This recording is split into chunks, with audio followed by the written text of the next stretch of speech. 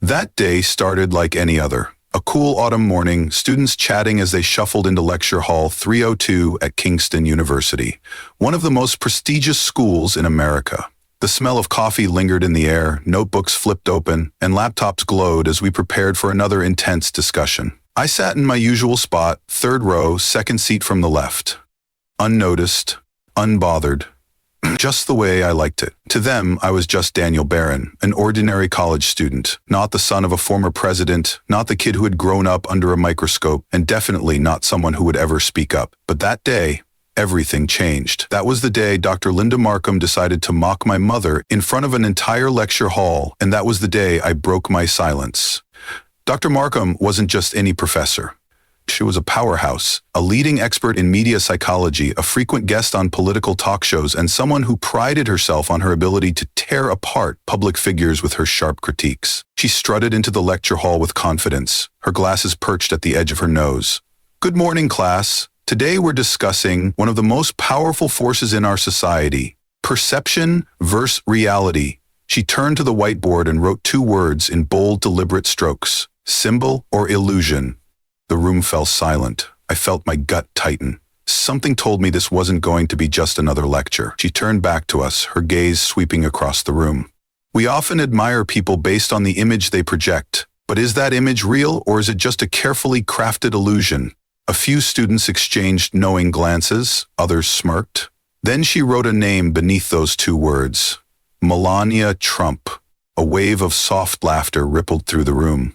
My chest tightened, my hands clenched into fists under the desk. I knew what was coming. Dr. Markham turned back to the class, her smirk widening. "Let's talk about Melania Trump," she said, her tone laced with sarcasm.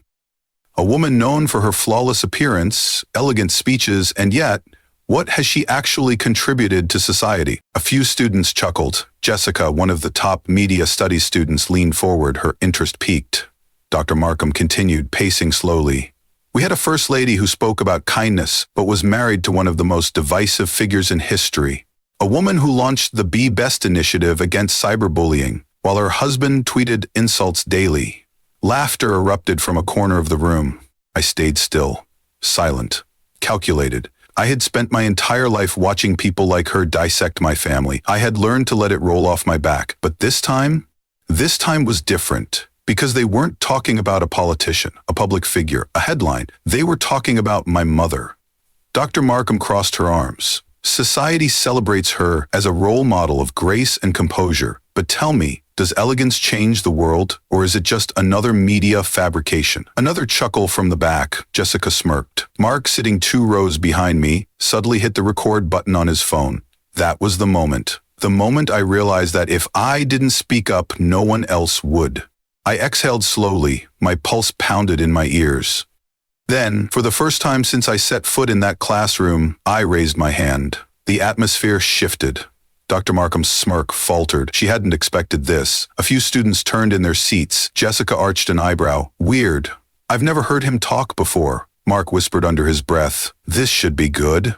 Dr. Markham adjusted her glasses. "Yes? Mr. Barron, was it?" I stood. My voice was calm, measured, but filled with conviction. "Professor, you make an interesting point," I said. "But let me ask you something. Have you ever actually tried to understand who Melania Trump is? Or are you only seeing her through the image the media has created for you?" A stunned hush fell over the room. Dr. Markham's brow furrowed slightly. For the first time, she hesitated.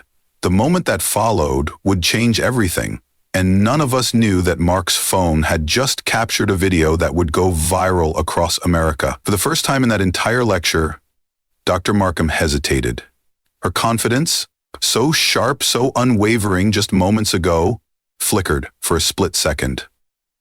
The room was dead silent. All eyes were on me. I could feel the weight of the moment pressing down, but I didn't waver. I had spent years letting people talk about my family as if we were characters in some political theater. Symbols, headlines, controversies. But my mother wasn't a political statement. She was a person. And I wasn't going to let them define her story. Dr. Markham adjusted her glasses and forced a smirk. "Well, that's an interesting counterpoint, Mr. Barron, but tell me, what exactly are we supposed to admire about Melania Trump?" A few students chuckled again, but the laughter was weaker this time. They could feel the shift in the room. This wasn't just another debate. This was personal.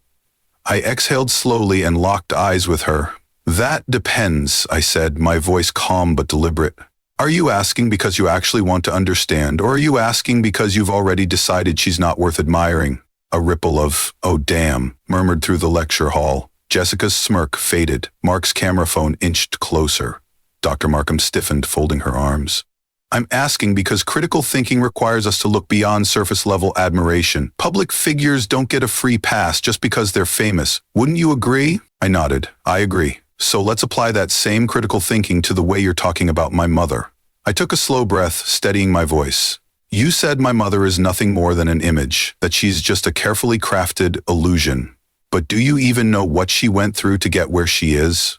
Dr. Markham's lips parted slightly as if she was about to respond, but I didn't let her. I wasn't finished. "My mother grew up in a small town in Slovenia. She didn't come from money. She didn't have a famous last name. She didn't have political connections." The room was completely still. "She left her home country as a teenager, alone. She learned English by herself. She worked. She built a career. No handouts, no favors, just sheer determination." I glanced around the room. "How many of you speak more than one language?" A few hands went up, but not many. "How many of you could move to another country and build an entire life from nothing?" Silence. Dr. Markham's smirk was gone. I turned back to her. "You say she didn't contribute anything, but how many first ladies have ever been fluent in 5 languages? How many have taken a cause like cyberbullying and turned it into a global initiative while being mocked and ridiculed for doing it?" Jessica shifted in her seat. Mark's phone didn't waver.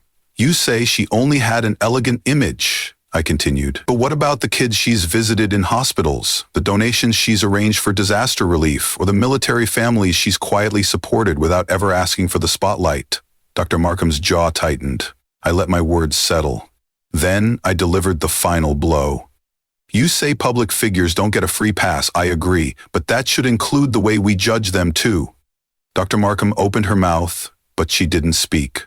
Not immediately. I could see it, the shift, the realization. For the first time, she was being confronted with her own bias, and she knew it. I could have walked away then, could have let her sit with that realization, but I wanted this to be more than just a gotcha moment. So I softened my tone. "Professor," I said, "you teach us to question narratives, to challenge perceptions, but have you ever considered that maybe, even without realizing it, you've been conditioned to see my mother through a narrative that someone else created for you?" Her lips pressed into a thin line. I continued, "You tell us to think critically, but real critical thinking means questioning even the opinions we feel most certain about." That was it. That was the moment. For a long, weighted beat, Dr. Markham didn't respond. Then finally, she inhaled, exhaled, and nodded. "Fair enough," she said quietly. "That's a question worth thinking about." By the time I sat back down, I could feel my pulse in my ears. The energy in the room had completely shifted. Jessica stared at me for once without a smirk. Mark's phone finally lowered, his fingers flying across the screen. I didn't even need to ask. I already knew what he was doing. Uploading the video. Less than 3 hours later, the clip had 500,000 views. By midnight, it had hit 500,000. By the next morning, my phone was blowing up. Fox News, CNN, The Daily Wire, The New York Times. Everyone was talking about it. The caption on the viral post, "College student shuts down professor's bias with one powerful question." The reactions were instant. Supporters flooded the comments. "This kid just did what no journalist ever could. Hold a biased professor accountable. Why is it okay to mock Melania, but if this were Michelle Obama, it would be an outrage? He didn't just defend his mother, he exposed how easily we let the media shape our views." But the critics came in full force too. "This is just another Trump kid looking for attention. Melania was complicit. She deserves the criticism. Of course he's defending her. He's her son." I didn't care.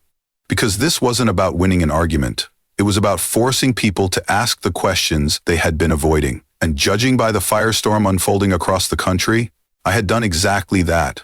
A week later, Dr. Markham broke her silence. She posted on Twitter, "As a professor, I've always prided myself on teaching students to question the world. But last week, one of my students made me question myself. I haven't changed my views entirely, but I've learned an important lesson. No one deserves to be judged solely by the image we're given of them. I read her words and exhaled. I didn't need her to agree with me. I didn't need her to apologize. I just needed her to think. And she did. Jessica texted me. You actually made Dr. Markham rethink her stance. That's insane. Mark sent another text. Your video just hit 10 million views. You ready for your big moment? I smiled, shaking my head. I didn't need fame. I didn't need recognition. I just needed people to start thinking. And for the first time, I knew they finally were. I thought that after Dr. Markham's Twitter post, the chaos would die down. I was wrong. If anything, the debate had only just begun. The next morning, I walked into Lecture Hall 302, expecting things to return to normal. Instead, the moment I stepped inside, I knew something was different. Jessica, the girl who had always smirked during debates, was staring at her phone, scrolling furiously. Mark, my classmate who had recorded the entire confrontation, had his phone buzzing non-stop with notifications. Then I heard the whispers. That's him. That's the guy from the video. He really shut her down, didn't he? I heard Dr. Markham is planning a response today. I exhaled slowly. So, that's how it was going to be. I took my seat and then the door swung open. Dr. Markham stepped inside. She wasn't the same confident, untouchable professor from last week. Something in her posture had changed. The usual smugness was gone, but the look in her eyes told me something else. This wasn't over. Dr. Markham stood at the front of the room, hands clasped together. She glanced around the lecture hall, her gaze lingering on me for just a second longer than necessary. All right, everyone, she said, her voice measured. Clearly, last week's discussion sparked quite a reaction. A few students chuckled under their breath.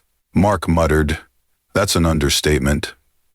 Dr. Markham turned to the whiteboard and wrote 3 words in large, bold letters. Facts vs. perception. She capped her marker and faced the class. Since we've already gone viral, she said, her tone sharp, let's have a real debate, right here, right now. I blinked. She wanted a public rematch in front of an entire lecture hall? I should have seen this coming. Dr. Markham folded her arms. Mr. Barron, since you were so eager to challenge my perspective last week, let's give you a fair shot.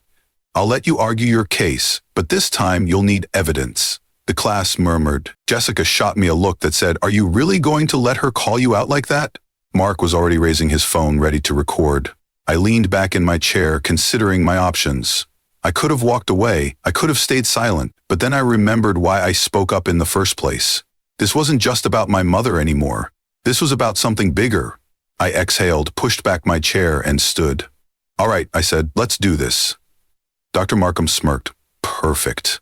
She turned to the class. Let's make this fair. Who wants to judge this debate? Jessica's hand shot up. Mark raised his hand too, grinning. I'll make sure this is live streamed. Dr. Markham rolled her eyes but nodded. Fine. Then she turned back to me.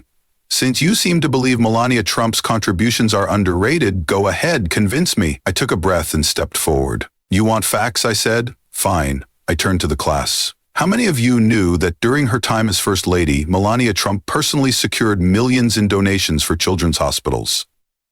Silent. I nodded. How many of you knew she visited troops overseas without the media following her? A few people exchanged glances. I folded my arms. And how many of you actually read about Be Best before dismissing it? More silence. Dr. Markham narrowed her eyes. Are you suggesting that because the media doesn't cover something it means it didn't happen? I met her gaze. I'm suggesting that because the media chose not to cover it, people like you assume it didn't happen. A few students murmured in agreement. Jessica, the skeptic, actually looked thoughtful. Dr. Markham exhaled, shaking her head. All right. I'll admit that media bias exists, but that doesn't change the fact that Melania Trump was still married to one of the most controversial presidents in history. That alone affects how people see her. I nodded. And that's exactly my point. The room stilled. I looked around. We judge people based on association, not their actual actions. That's the problem. And that's why we need to start questioning our own biases. Dr. Markham studied me for a long moment. Then, something happened that I never expected. She sighed. I don't like admitting when I'm wrong, she said, crossing her arms. But you've made me think. The class went dead silent. Jessica's mouth actually dropped open. Mark whispered, holy shit. Dr. Markham turned back to the board and underlined one of the words, perception. The truth is, she said, we all fall into narratives we didn't create, myself included. I didn't move. I didn't breathe. Because in that moment I realized this wasn't just about winning a debate, this was about changing the way people think. Mark uploaded the video immediately. The title? Professor Ada admits she was wrong. Barron Trump changes the game. Within hours, it hit 1 million views. Within a day, 10 million. People lost their minds. Supporters cheered. Finally, someone in academia admitting they had a bias. This is historic. This kid just did what no journalist could. Expose the truth. Critics fumed.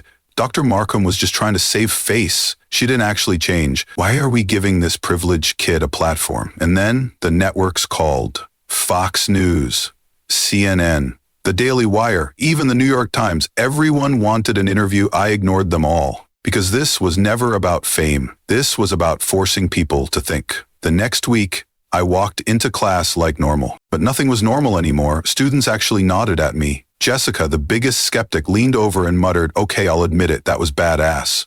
Dr. Markham entered the room. She didn't look embarrassed. She didn't look defeated. She looked different. She set down her materials and looked out at the class. And then, in front of everyone, she turned to me and said, "Thank you." The class collectively gasped. And just like that, everything changed. For the first time in my life, I realized the power of a single moment, a single voice, a single question. I had walked into lecture hall 302 at Kingston University as just another student, a name on a roster. But I walked out as the guy who had challenged a system that rarely questions itself. I didn't set out to be a hero.